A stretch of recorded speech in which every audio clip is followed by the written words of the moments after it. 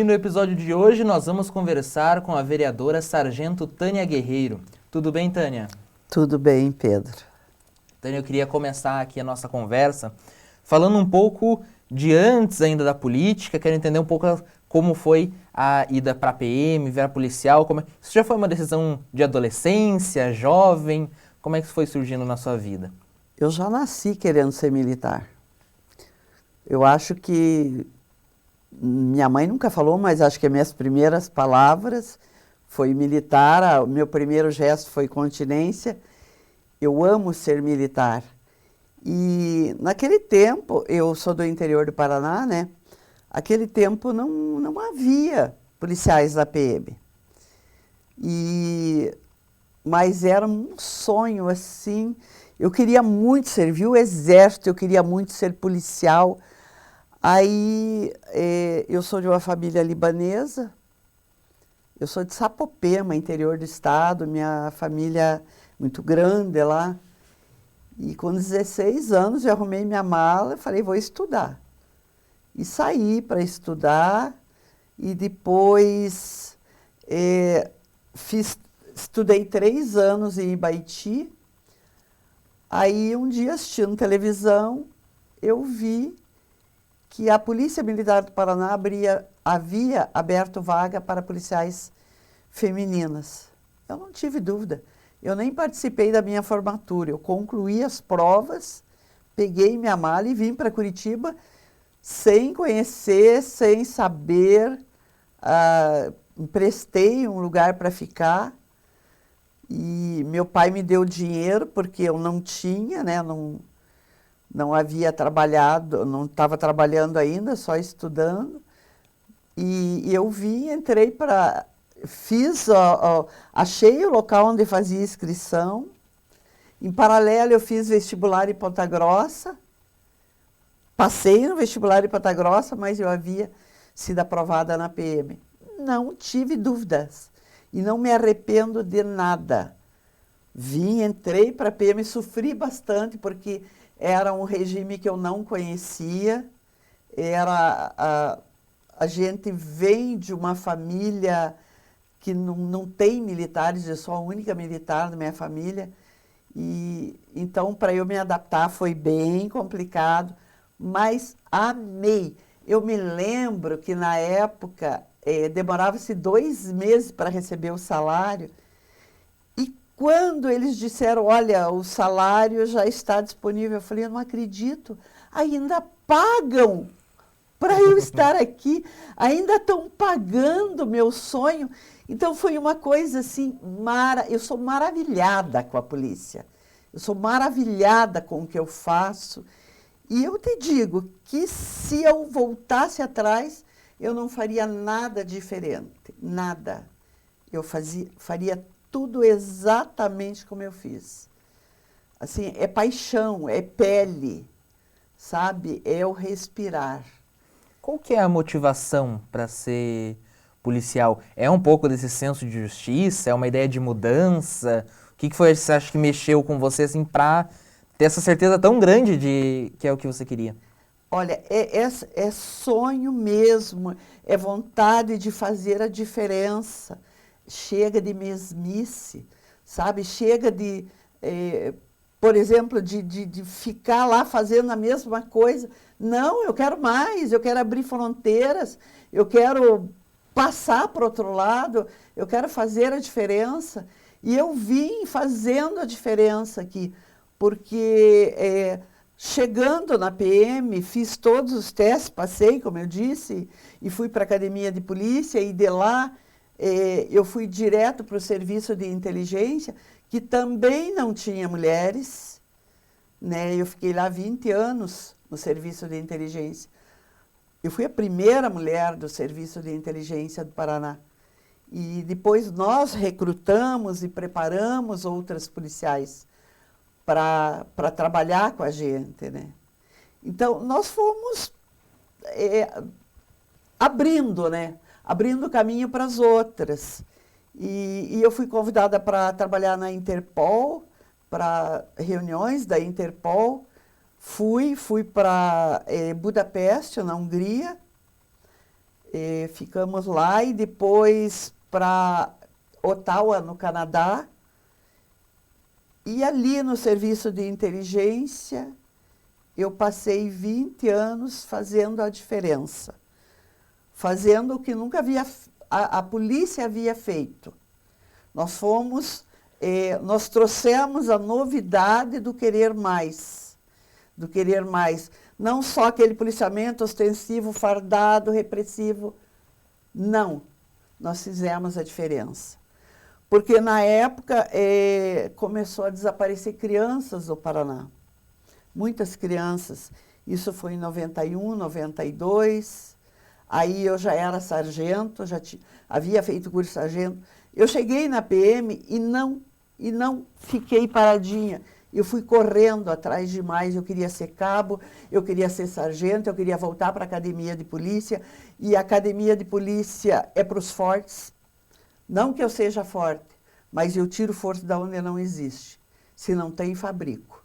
E fui e fizemos o curso de sargento. Na época, desaparecia uma criança a cada 2 meses no Paraná.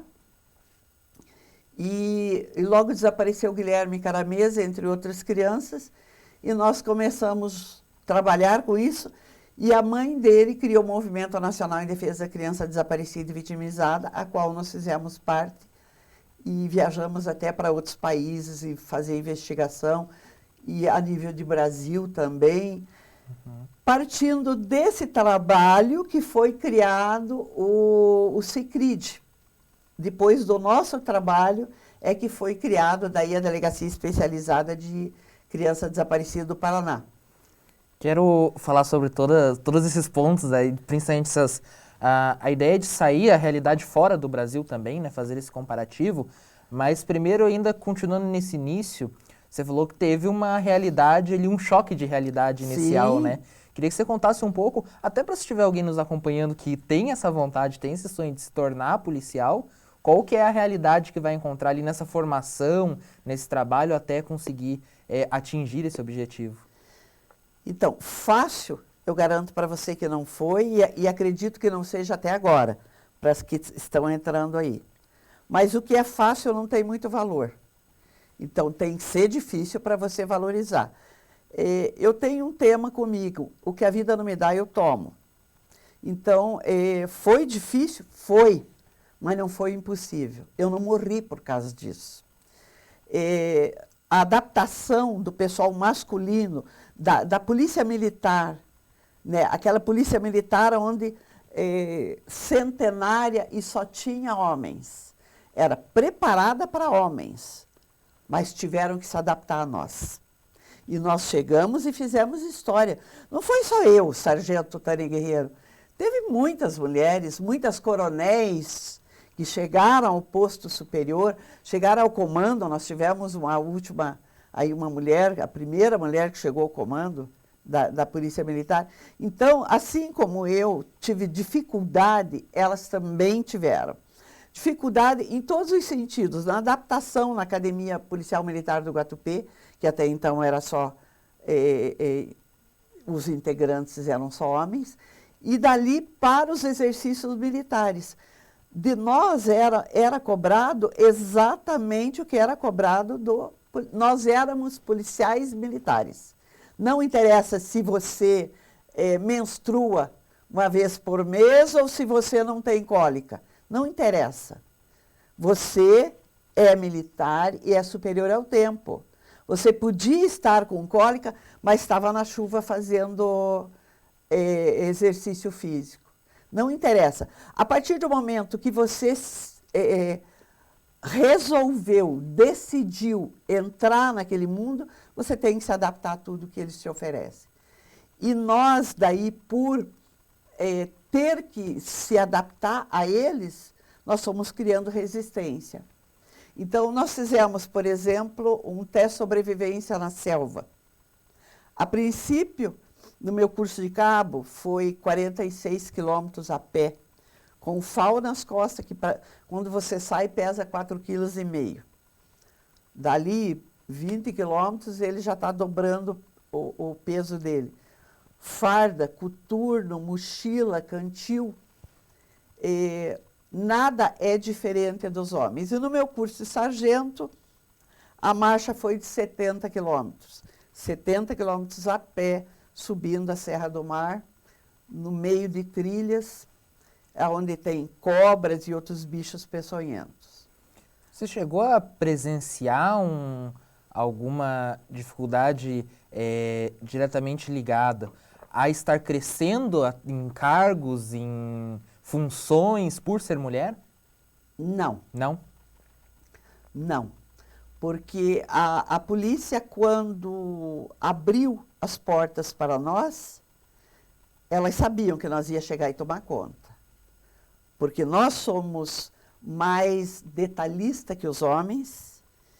E eu acho assim, não tem sexo frágil. Tem quem atira melhor. Na hora do confronto, se você for mole e não tiver o preparo, você fica. Você tomba. E coragem nós temos igual a eles. Não somos melhores que eles, somos iguais a eles. A gente não está aqui para tomar o lugar de ninguém. Nós somos mais detalhistas. A gente é mais cuidadosa e detalhista que os homens. Mas nós somos iguais a eles. Força física, é claro que eles têm mais. Não adianta querer comparar. Mas nós não usamos a força física. Nós temos técnicas. Técnicas para algemar, técnicas para mobilizar e outras técnicas que a gente aprende na academia de polícia. Nessa ideia, eu queria falar um pouco sobre... Você falou muito, você trabalhou muito no serviço de inteligência, inclusive fora do Brasil. Como que esses vários campos que surgem do serviço de inteligência ao policial realmente que faz ali na rua, está diariamente em contato direto com a população, como são essas diferenças e como que vai se escolhendo os caminhos, né? É mais para a investigação. O serviço de inteligência é um serviço de investigação, né? A gente, se vem uma demanda, você vai investigar para depois pegar. É como você vê nos filmes. Exatamente como você vê nos filmes. É claro que lá é muita ilusão, a realidade é outra, a realidade é dura. Mas não é assim muito diferente. Você faz a investigação e prepara para chegar e pegar, para não ter argumento. Quando você chega e prende, já está filmado, já está investigado, já está aprovado, você só finaliza tirando a pessoa de circulação e daí não tem argumento, porque daí já está tudo ali. Você já investigou, você ficou 6, 7 meses acampanando ali, investigando, sondando, reunindo provas, para depois não argumentarem que você está sendo arbitrário, que você está inventando, que você está plantando. O serviço de inteligência da polícia é uma das melhores, um dos que mais funcionam. É claro que todos os setores, eu, assim, sou militar no sangue, né? E gosto muito da minha polícia militar.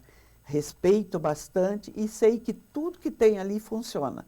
E funciona com excelência.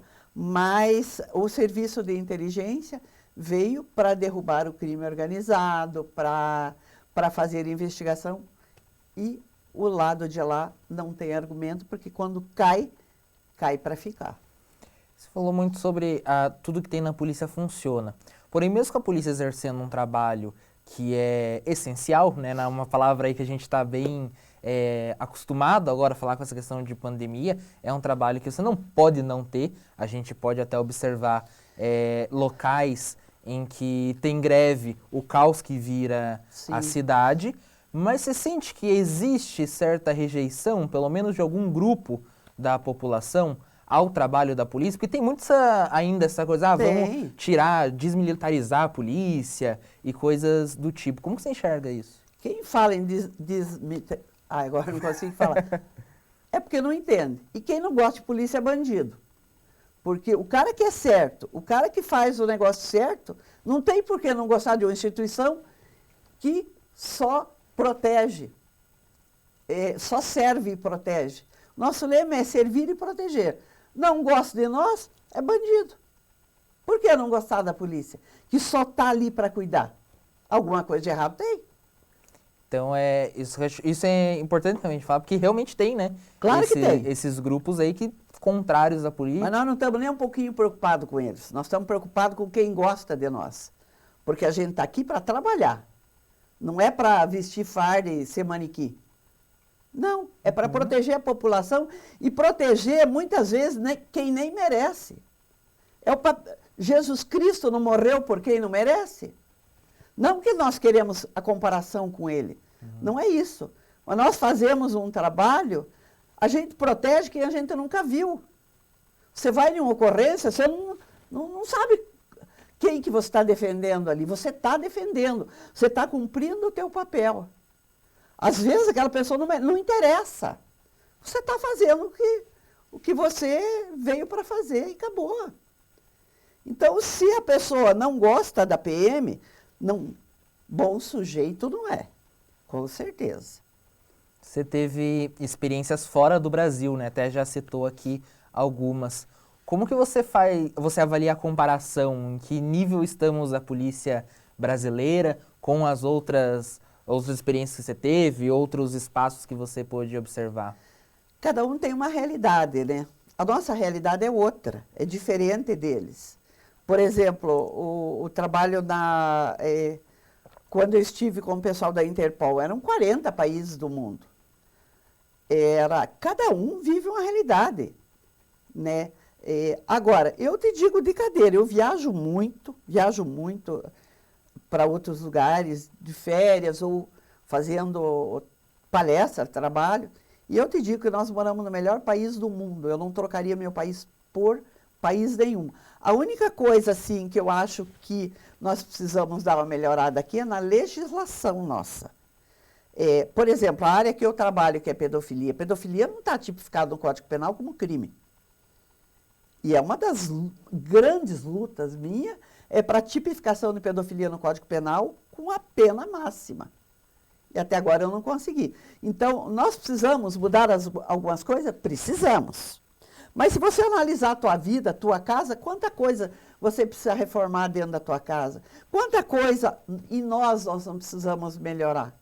Então, nós somos uma instituição aí de 167 anos que ainda precisa melhorar. Mas nós fazemos o trabalho com excelência. E para ser militar, o cara é bom, porque se não for bom, aqui não se cria. Quero aproveitar para falar sobre a pedofilia, um trabalho que é uma das suas linhas de frente. A gente tem uma parceria aqui no podcast com o portal Por Mais Elas na Política. E elas mandam algumas perguntas para a gente. E a pergunta que foi enviada é justamente sobre esse trabalho. Então, vou pedir para a gente passar aqui para a Sargento e daí a gente poder comentar um pouco em cima de uma das linhas de frente da vereadora aqui. Olá, boa tarde. Sou Gessiere, do Por Mais Elas na Política, esse grupo maravilhoso. Primeiramente, eu quero dizer à Sargento Tânia Guerreiro que eu sou uma grande admiradora do trabalho dela. Acho que ela tem uma função muito importante na defesa das nossas crianças, além dos outros serviços que ela presta para nós, todas mulheres, e a representatividade. Eu queria saber dos desafios da Sargento no início da sua luta contra a pedofilia e todas as suas ações como mulher, né, sargento, na política também.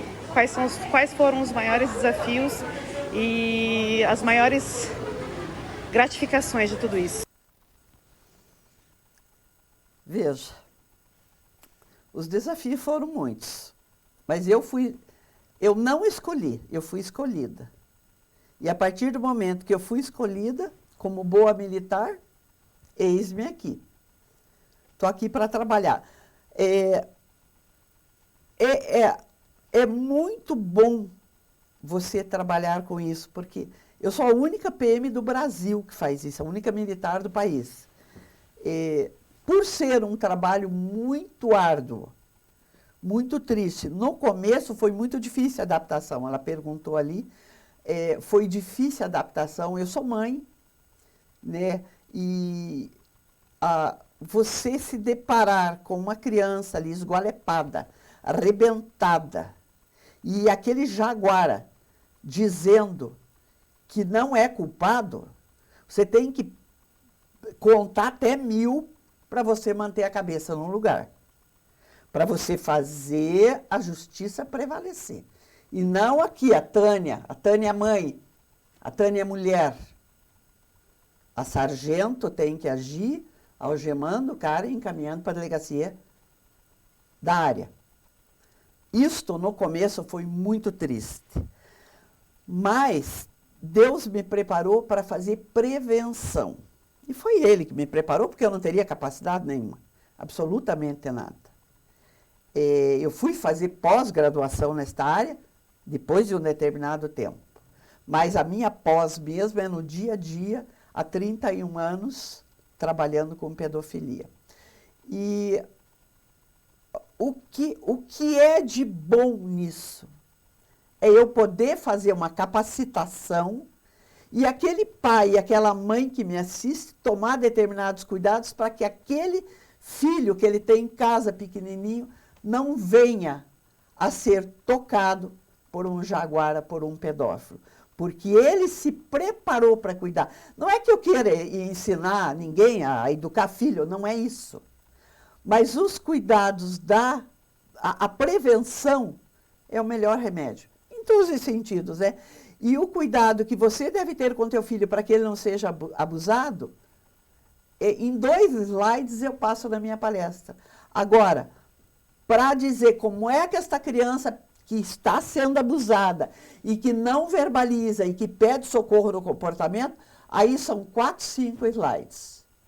Então, isto é gratificante. Agora, quanto à política, eu fui para a política por causa da pedofilia. Eu fui para a política por isso. Eu não havia nunca antes, quando eu vim para Curitiba, quando eu vim de Sapopema, para entrar na polícia, eu nunca pensei em política. Eu fui vendo a necessidade de políticas públicas. O povo fala em combate à pedofilia, em defesa da família, em época de campanha política. Em época que eles estão aí pedindo voto para os outros. Passou isso, esqueça. Ninguém fala mais nada. A hora que estão lá, os projetos que eu fiz não são aprovados. Porque dói o cotovelo de um, porque outro. Pare! Nós temos que proteger a criança. Nós não temos que ficar pensando, porque vai aparecer. Eu não quero aparecer. Eu quero proteger as crianças. Eu quero dizer, olha, eu estou aqui para te proteger.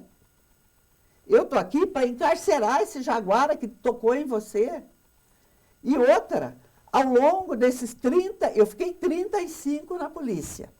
35. 31 anos trabalhando com pedofilia, criança em situação de risco e crime organizado, né, e combate às drogas, que eu sou do PROERD também, Programa Educacional de Resistência às Drogas e à Violência. Mas ao longo desse tempo, todos os pedófilos que eu prendi ao longo da minha vida, nenhum disse, tá, me leve que eu sou culpado. Todos culpam as vítimas. E os que são pegos em flagrante, ainda assim, culpam as vítimas, porque eles dizem, é ela que quis, ela que se esfregou em mim. Quando que uma criança de 5, de 4 anos sabe o que é que ela que ele está fazendo com ela, o que ela está fazendo? Não tem cabimento, gente. Agora, eu convido você que me critica, venha trabalhar comigo. Venha, eu quero ver se você aguenta. Eu quero ver se você ainda continua inteiro. Eu continuo assim porque eu tenho um Deus muito forte. Você falou que foi uma pauta, a pauta que te procurou e não você que procurou a pauta. Sim. Como é que foi isso? Como é que foi esse início? Como que você teve o primeiro contato com o tema e falou, não, é esse caminho que eu vou seguir, é isso que eu preciso batalhar para melhorar, é isso que eu preciso defender? Então, assim, quando começou a desaparecer criança, como eu era a única mulher no serviço de inteligência, e eu comecei a cuidar dos casos de criança desaparecida, por ser a única mulher ali, né? E eu levava os policiais junto comigo, claro, mas eu atendia os casos. E ao longo do tempo, começou a desaparecer muitas crianças. Algumas a gente nunca achou. Nunca achou. Alguns casos são insolúveis. Mas tinha umas que empreendiam a fuga de casa. E quando a gente não conhecia aquelas crianças, nós tínhamos as características físicas, a roupa que ela havia saído de casa, nós íamos na casa, pedíamos para ver o quarto dela, pedíamos para ver o caderno dela, na época não havia celular, a conta telefônica da família que vinha ali descrito as ligações, e íamos na escola e procurávamos conversar com os professores para saber se havia mudança de comportamento, com os coleguinhas, enfim, fazíamos toda aquela investigação. E quando localizávamos aquela criança, devolvíamos para a família com documento. Eu viajei para outros estados para buscar a criança, enfim. Quando nós localizávamos, que falávamos o nome, perguntávamos, chamávamos pelo nome. Porque assim, eu não chegava e perguntava, você é o Pedro? Porque ela podia dizer não. Então eu dizia, Pedro! E elas olhavam. Então a gente percebia que se tratava daquela criança. E você se aproximava com todo jeito, era por isso que nós, mulheres, fazíamos esse trabalho, porque a gente se aproxima com todo cuidado, vai com aquele olhar amoroso, vai conversando, falando coisas assim que criança gosta de ouvir, e depois de uma técnica de interrogatório que a gente fazia, a gente ia fazendo as perguntas entre uma e outra brincadeira, uma e outra conversa, a gente fazia uma pergunta, ela respondia, nós já mudávamos de assunto para tentar saber o que realmente tinha ocorrido ali. É impressionante como é um trabalho complexo, né? É um trabalho de paciência, né? De paciência, porque dependendo do grau de entendimento da criança, isso a gente analisava antes, né? Você faz brincadeiras, você senta no chão com elas, você brinca com elas de todas as formas, canta musiquinha, faz ali um escravo de Jó, sabe aquela musiquinha, escravo de Jó, brinca de recorte, enfim, você se aproxima, ganha a criança e entre uma e outra brincadeira você faz a pergunta, mas nem a tua fisionomia você não pode mudar. Porque conforme o que ela disser, se você se espantar, ela recua. Você tem que mostrar a normalidade ali, não pode alterar nada, o ambiente e a tua fisionomia, e continuar brincando, conversando, e logo fazer outra pergunta. Aí nós fomos percebendo que havia algo de errado, mas a justiça manda que devolva. Nós tínhamos o papel, nós tínhamos o boletim de ocorrência, eu sou comissária de menor voluntária também, e nós tínhamos o papel da comissária, além da policial, né? E nós tínhamos que devolver a família. Então, volta e meia eu fazia visita. Sem marcar, eu chegava lá. Nós não usávamos farda, o carro descaracterizado, então a gente não assustava ninguém, não chamava a atenção de vizinhos. Chegava para ver. E nem sempre o que a gente via era o que a gente queria ter visto. Então, por isso eu comecei a trabalhar com abuso sexual, porque até a gente sempre soube que existiu abuso. Isso é mais antigo, é tão antigo quanto a humanidade. Agora que se fala, né? E foi nesse processo de trabalho, de investigação, que você foi vendo que a gente tinha um problema de legislação e não somente de execução. Não, e era muito pior do que é hoje. Porque até 2009, não existia nada escrito de abuso sexual de criança. Você pegava uma carona no artigo 203 do Código Penal, que é estupro, que dizia lá, para o homem que mantiver relação sexual, homem e mulher, É bem claro, homem e mulher mediante violência física ou constrangimento. Então, não especificava se a mulher, se essa criança tivesse 2 anos ou 70 anos a mulher, mas dizia mulher, sexo feminino. A pena era a mesma, de 6 a 10 anos.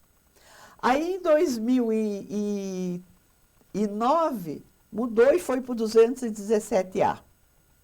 O 217A diz, para a vítima que tiver menos de 14 anos, estupro de vulnerável, menos de 14 anos, pena de 8 a 15 anos.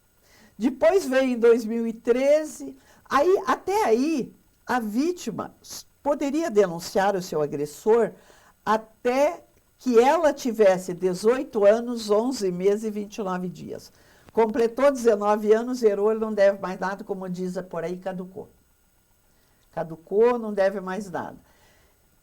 E isto nos arrebentava, porque a vítima, às vezes, ia ter coragem, maturidade para falar sobre isso depois que ela fosse já adulta. Ou que ela não dependesse financeiramente, ou que os irmãos estavam grandes, ela não precisava protegê-los mais. Porque a vítima nunca é parceira sexual, ela é sempre vítima.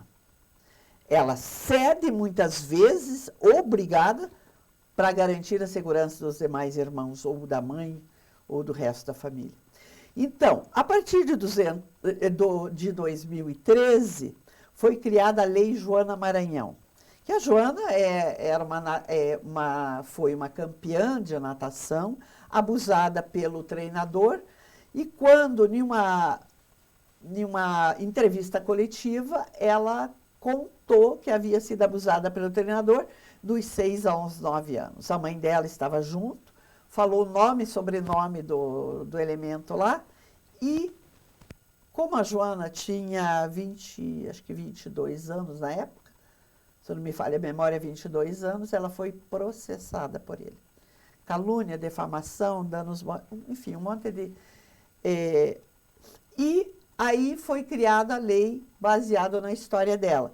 A Lei Joana Maranhão traz para as vítimas o benefício de denunciar até 20 anos após ela completar 18. Então, hoje, a vítima de pedofilia pode denunciar até os 38 anos dela. Bom? Ótimo, mas eu preciso mais. Eu, mãe, mulher, policial, preciso que esteja tipificado no Código Penal crime de pedofilia. Porque só tem no ECA, alguma coisa no ECA, no artigo 241, onde diz lá, para quem fotografar, publicar, republicar, trazer consigo cenas de sexo explícito envolvendo criança e adolescente na internet. Uma pena super insignificante, de 2 a 4 anos. Então, nós queremos a tipificação de pedofilia no Código Penal, que seja criado lá um artigo, qualquer artigo, mas que seja criado e que esteja escrito crime de pedofilia, pena 30 anos guardado. Porque hoje ele pega de 8 a 15, Sim. Normalmente ele não tem antecedentes, residência fixa, isso tudo beneficia ele, vai para a penitenciária e não pensa que ele vai ficar junto com os outros, não, porque não vai. Fica no seguro, que eles falam, né, no seguro, e no seguro eles permanecem ali junto com os demais estupradores e se comportam bem, porque não vão liderar nenhuma rebelião lá dentro. Não vão planejar fuga. Em pouco tempo eles estão soltos, vão voltar para a casa deles, onde está lá a criança, 2, 3, 4 anos mais velha só. Em 48 horas ele está estuprando de novo. Eu não aceito um negócio desse. Quando é que o Brasil vai acordar? Porque nós temos que proteger essas crianças. A criança abusada hoje terá muito problema no futuro. Eu estava pesquisando sobre isso recentemente, não só no caso da pedofilia, mas nesse fato que você trouxe agora, que às vezes o criminoso vai pegar ali uma condenação de 30 anos e vai cumprir 5, 6 e vai estar na rua. Não pode. Como que você enxerga isso e como que é possível mudar isso? É possível, só é possível a hora que lá em cima acordarem. Eu, como sargento da Polícia Militar do Paraná, mãe, vereadora do município de Curitiba, o que eu posso fazer? Eu posso gritar, posso falar, falo, não quero nem saber. Se vão achar bonito, se vão achar feio, se vão mandar me prender, não quero saber. Não estou aqui para agradar ninguém. Eu estou aqui para cumprir o meu papel. E meu comandante me deu uma ordem. E ordem dada para o militar é ordem cumprida. E meu comandante é Deus. O resto eu não obedeço mais ninguém. Então eu tenho que fazer o que Deus me mandou fazer. Agora, eu como só parlamentar, eu como vereadora, eu não consigo mudar uma lei. Eu consigo tentar minimizar no meu município de Curitiba. Como fiz um monte de projeto aí. Para tentar dar uma minimizada no nosso município. Mas e a região metropolitana? E o resto do Paraná? E o resto do Brasil? Então nós precisamos acordar para isso. O Acorda Brasil é proteja nossas crianças. Quando é que esse povo vai acordar? Quando que vai dizer que isso não é problema meu, é problema nosso? Quando é que vão parar de tampar os olhos, vão se calar e vão tampar os ouvidos para ouvir o grito dos inocentes na calada da noite? E quem deveria cuidar não cuida, está lá estuprando. E esta praga do pedófilo, ele não tem característica. É um pai bom, um pai cuidadoso, é religioso, é estudado, é analfabeto, é ateu. Cuida da família, não cuida, larga, trabalha para sustentar os filhos, ou nem trabalhar, ou que se trabalha, bebe tudo em cachaça, é um jaguara. Tem vida sexual normal. E eu não consigo identificar o jaguara porque ele não tem característica específica. Não tem. Não tem um padrão, uma cartilha para você seguir e achar, né? Não tem. Tem sim a criança abusada, tem. Uhum. Tem. Mas o jaguara, o vagabundo do pedófilo, não tem.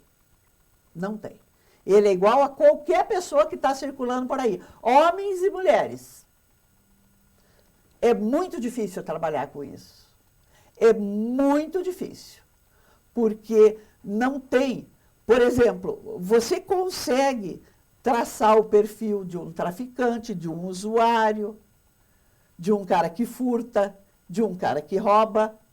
Você consegue, eu consigo. Qualquer pessoa consegue. Do homem que é jaguara, mulherengo. A gente consegue, pelo olhar, pelo jeito dele. Agora, o cara que é pedófilo, pode ser o teu colega de trabalho, pode ser uma pessoa que você convive com ele, você não sabe. Sabe? É muito complicado e é um perigo ambulante. É uma erva que ela vai brotando e aonde ela passa, ela contamina. É muito pior do que a Covid. É muito pior do que H1N1. É muito pior do que qualquer pandemia. A pedofilia é uma pandemia mundial. É uma pandemia do planeta que não existe vacina. E nós precisamos falar, nós precisamos gritar, nós precisamos proteger essas crianças, porque nasce criança todos os dias. E pedófilo não para de agir, mesmo depois de impotente. Ele só para de agir quando morto, a praga. Ou quando encarcerado. Por isso a necessidade que eu tenho de tipificar isso no Código Penal, porque ele vai parar o tempo que ele está ali, encarcerado. Saiu, ele age.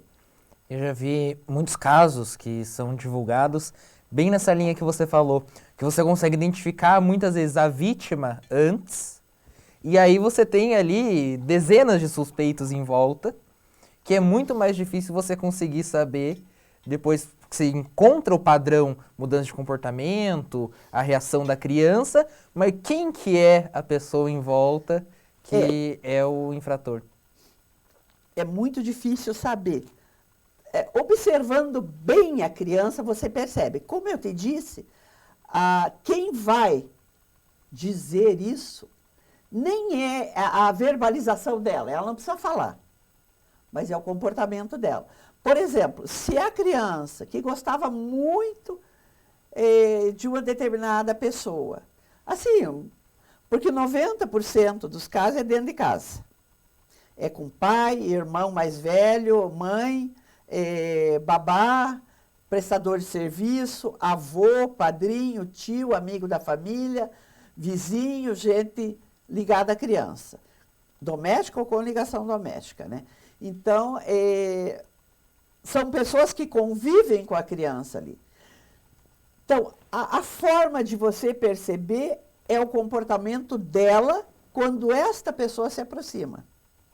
Por exemplo, nós estamos aqui em um ambiente, todo mundo brincando, conversando, ela aqui, de repente entra ali uma pessoa, ela olha para a pessoa, baixa o olhar, ela sai daqui, vai brincar em outro canto, ou ela já não está mais com aquela alegria vivenciada, aquela alegria que ela estava ali gritando, brincando, avivada, ela murcha. É como um balão. Ele vai diminuindo e apagando. É como uma chama. Ele vai apagando. Ela vai para um canto, ou ela se aproxima de uma pessoa adulta que cuida dela, ela fica ali meio por perto, então assim dá para perceber. Fora disso, ele é a melhor pessoa do mundo, ou é enferruscado, ou é grosso, é coiceiro, é mal educado. Ele é o que ele é. E você não consegue diagnosticar, você não consegue traçar o perfil se ele é ou não pedófilo. Porque nem no nosso meio, onde tem muitas crianças e ele ali, dificilmente ele vai ficar lá brincando, passando a mão. Agora nós falando um pouco mais diretamente da política, vou pedir para entrar mais uma pergunta agora da Samar Mourad, nossa diretora, que está aqui no comando das câmeras, no comando da nossa transmissão, e também mandou suas perguntas aqui para a vereadora e para a sargento Tânia Guerreiro. Olá, Tânia. Meu nome é Samar Mourad, eu sou produtora e diretora do podcast Política e Elas. Primeiramente, eu quero agradecer a sua participação e para a gente iniciar, eu tenho uma primeira pergunta. Uma vez as mulheres eleitas, elas representam as mulheres? Com certeza. Nós estamos aqui para representar as mulheres. Nós estamos também conseguindo o nosso lugar no espaço. E tem que ter mais mulheres na política.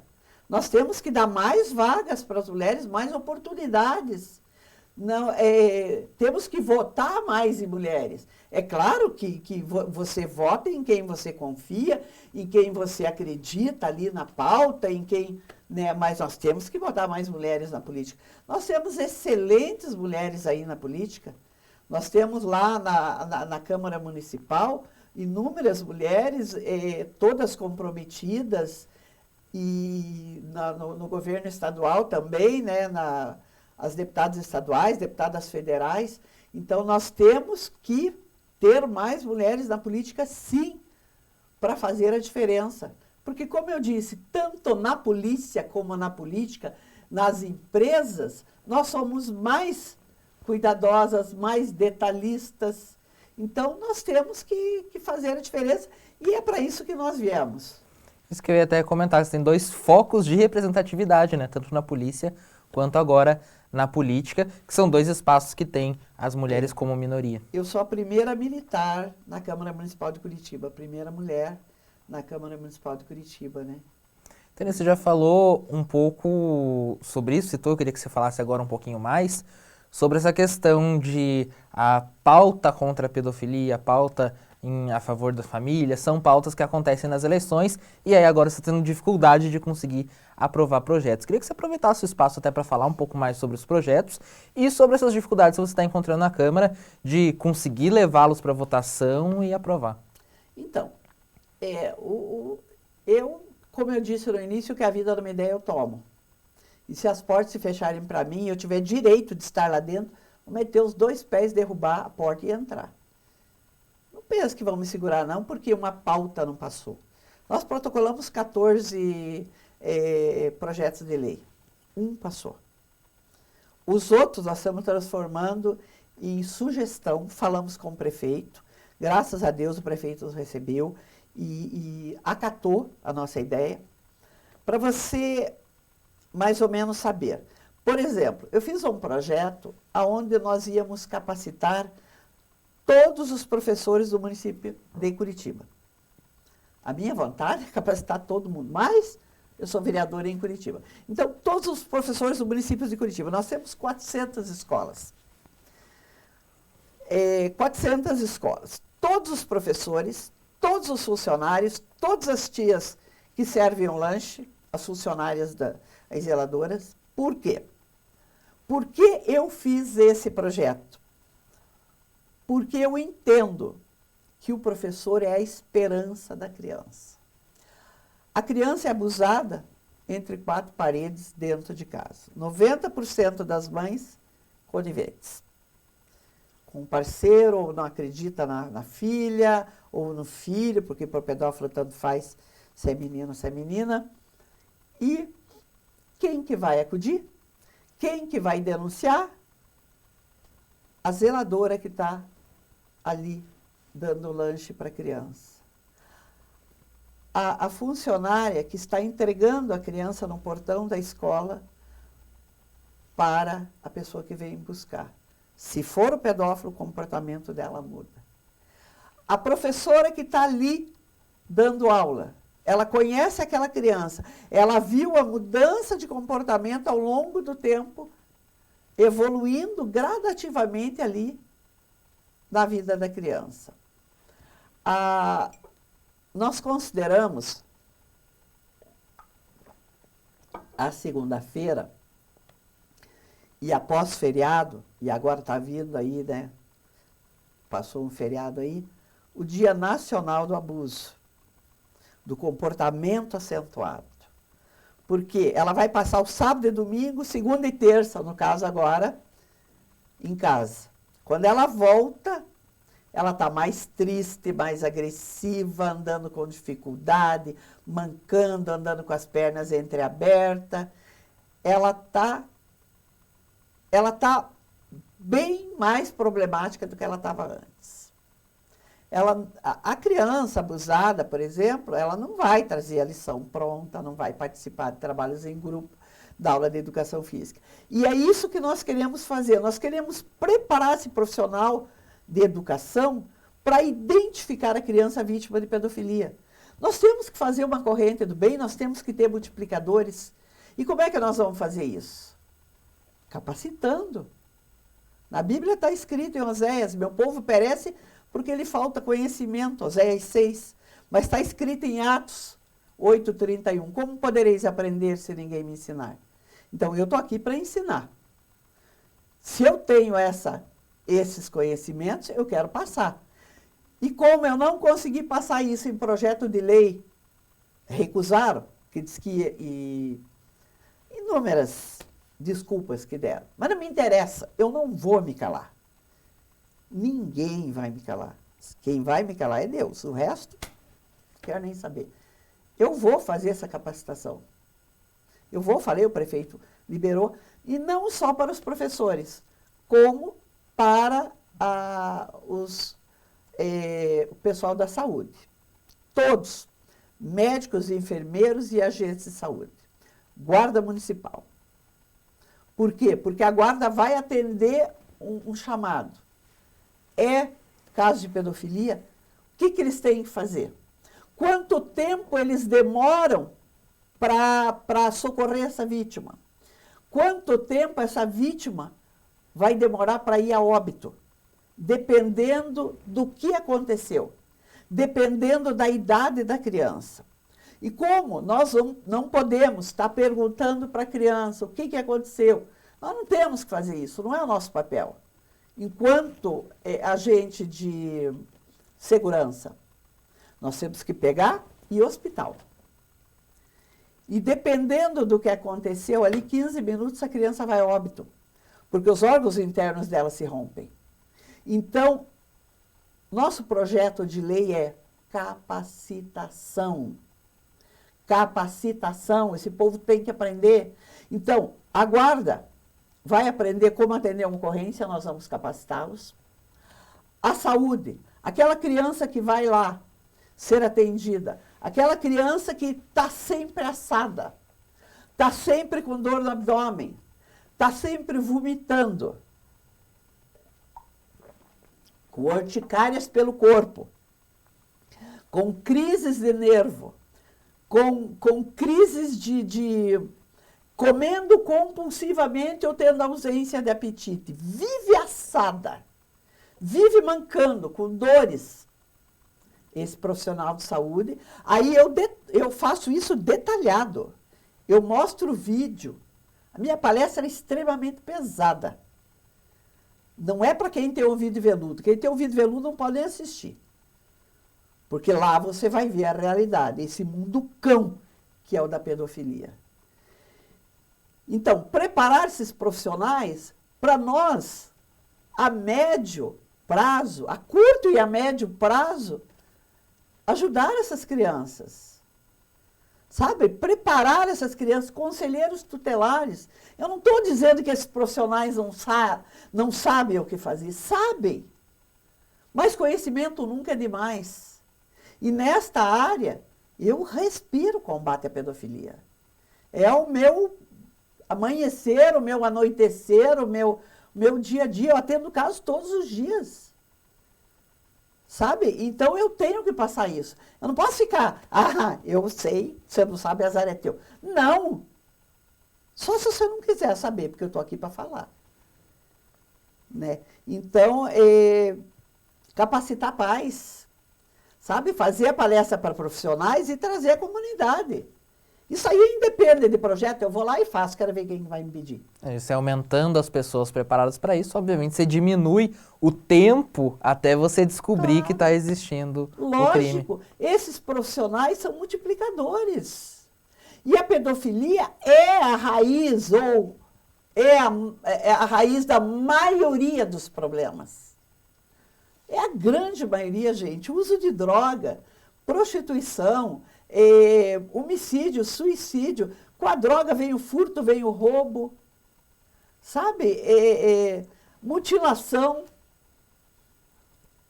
É muita coisa que vem nesse pacote e que pode ser evitado. O que os pais precisam se conscientizar é que filho é bênção de Deus e nós não podemos largar por aí.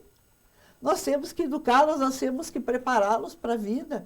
Nós temos que trazer para eles a notícia de que há gente que abusa de criança e de que forma eles fazem isso.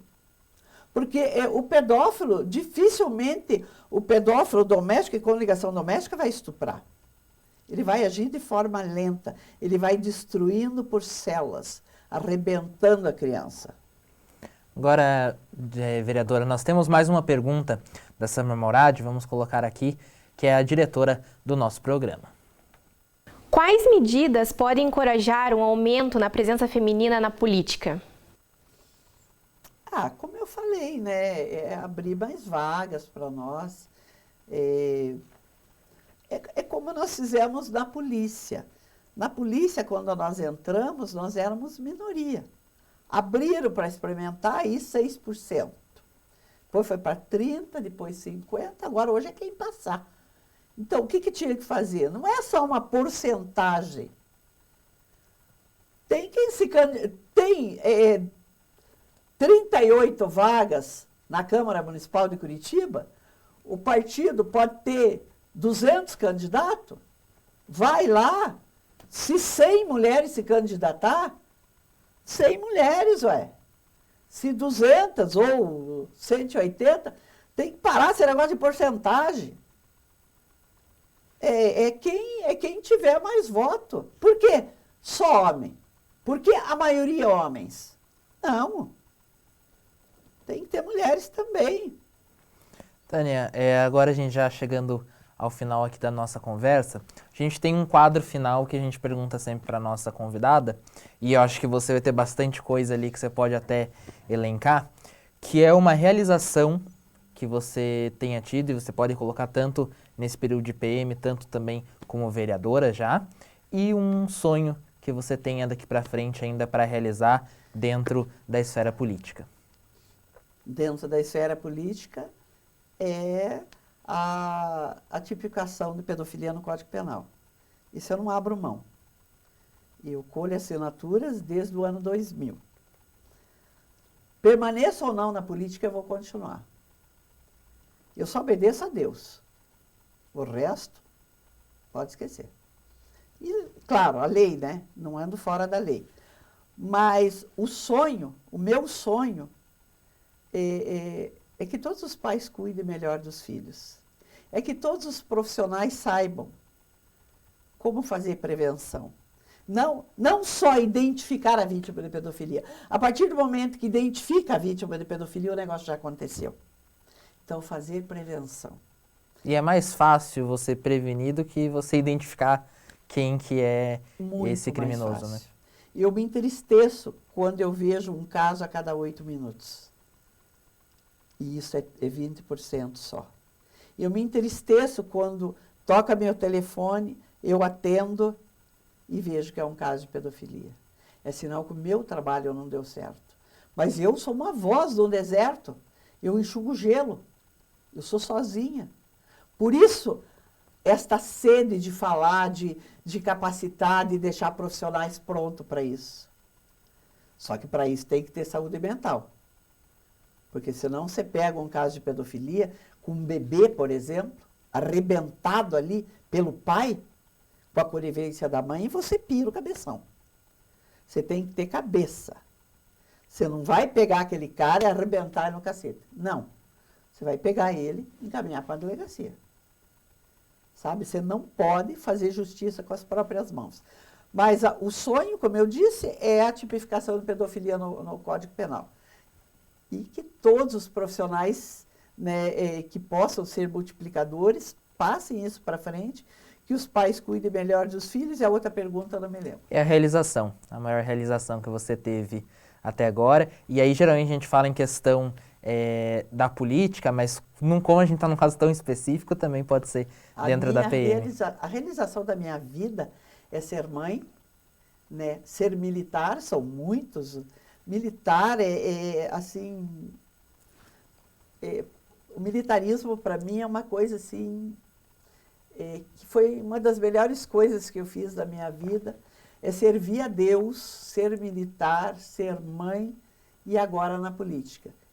Como eu disse, eu estou na política por conta da pedofilia. E eu não vou parar por aqui. Eu vou ficar 4 anos aqui, se Deus quiser. Se Deus achar que eu tenho que avançar mais, eu interrompo em 2 anos e avanço. Se Deus mandar eu recuar, eu recuo. Eu obedeço a Deus. Então, Tânia, muito obrigado pela sua participação, por ter conversado com a gente. Obrigada. Eu que agradeço a oportunidade, porque eu sei que muita gente vai ouvir isso e muita gente vai querer. E outra coisa, gente, é gratuito a capacitação. Eu não estou vendendo aqui a minha palestra. Eu não estou vendendo o meu curso. Eu estou dizendo, eu estou aqui para dar informação. Chegamos ao fim de mais um episódio do Política e Elas. Aproveito aqui também para agradecer a Samar Morad, que está lá aqui no comando das nossas câmeras, nossos cortes. Também agradecer aos técnicos André Bonatti e Ana Rudzinski, que estão aí no apoio também para ajudar aqui a gente conseguir fazer essa gravação e transmitir para você. Em especial, agradeço a sua companhia, agradeço a sua audiência e até a próxima.